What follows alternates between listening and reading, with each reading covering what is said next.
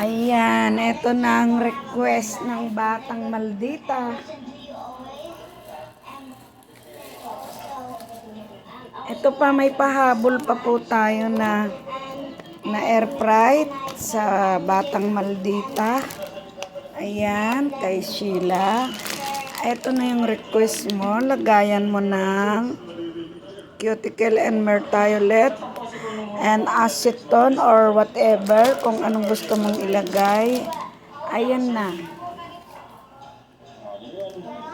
Yung request sa inyo para pag nag-work ka, meron ka ring wipes na dagdagan ko lang ng pabango. Ayan, yung sinasabi mong scrub. Lahat ng kulay meron. Ayan, cucumber scrub. Ayan, pwede yan sa mukha, pwede sa whole body, pwede sa paalang.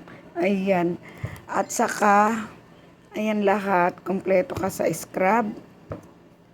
Strawberry soup. Ayan. Kompleto na scrub. Scrub body, pwede yan. Dinagdagan ko lang dahil yung baka kulangin. Plus, ayan, soap cream. Pagkatapos mo siyang iputs pa ang customer, lagyan mo ng cream. And then, pagkatapos mong i-manicure ang customer, massage din ang mga kamay. Ayan. Kailangan i-massage ang paa at kamay. May Vaseline, nagdagdag ako, pero meron na rin sa dating cargo. Ano pa ba?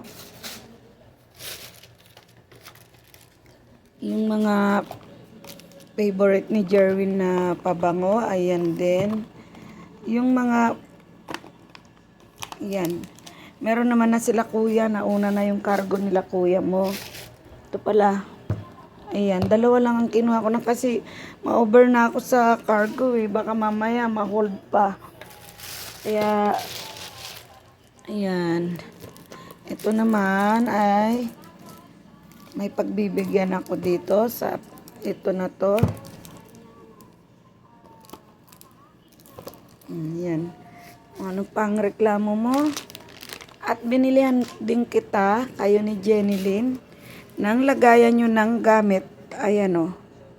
Lagayan ng cuticle, cutix, scrub.